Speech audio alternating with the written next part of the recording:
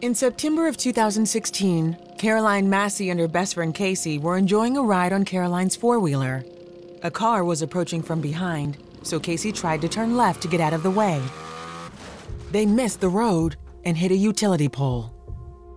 Caroline was on the ground, bleeding profusely.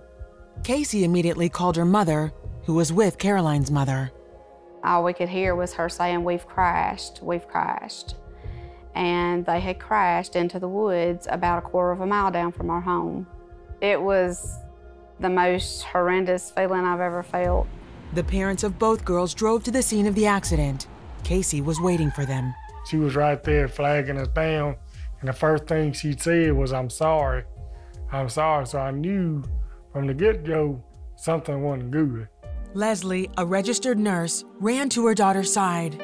I could feel that the left side of her head was just soft. It was enlarged. The blood was all over the right side of her face.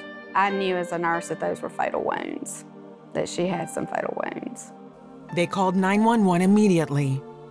As the ambulance was driving in, prayers were already going up.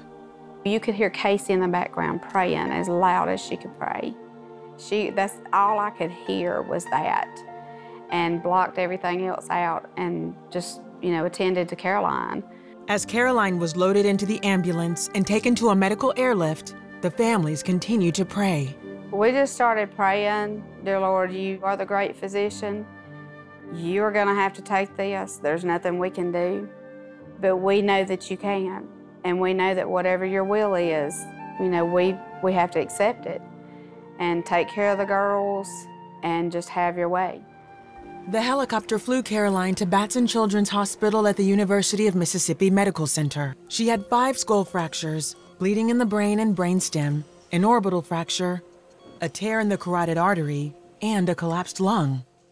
My husband kind of panicked, and he looked at me and he said, "I can't lose her." And I said, "You know what? She is not yours. She is not mine, and she is not theirs." I said, "She belongs to one person, and I don't believe he's through with her. But if he is, then that is his to take." I said, "But she doesn't belong to us. Never did." Caroline survived the night, but she remained in critical condition. They said she could be paralyzed or in a vegetative state for weeks, or even years. Leslie and Christopher continued to pray as Caroline had surgery to help stop the swelling around her brain. We had set up a page for her the day after because I couldn't keep up with messaging and texting and keeping everybody up. And a friend of mine said, "What do you want to call this page so you can keep everybody up to date and they can pray?" And I said, "I'm calling it Caroline's Miracle," because that is what she's gonna have. She will walk out of this hospital on her own. And I told everybody, every doctor, every nurse, anybody that would listen that walked in there, they looked at me like I was crazy. But I said, she's gonna walk out of here on her own. And as time went by, there were people that we found out that were praying in Afghanistan. There were people praying in other countries around the world. Caroline was in ICU for 18 days. Her doctor said she would need inpatient rehab for at least 18 weeks. But things did not go as the doctors expected, and Caroline's rehab turned into an amazing recovery. Leslie captured nearly every minute with her cell phone. Opening her eyes for the first time, Caroline's first smile, her first sip of water, standing up for the first time, using a walker for the first time, and walking without her walker.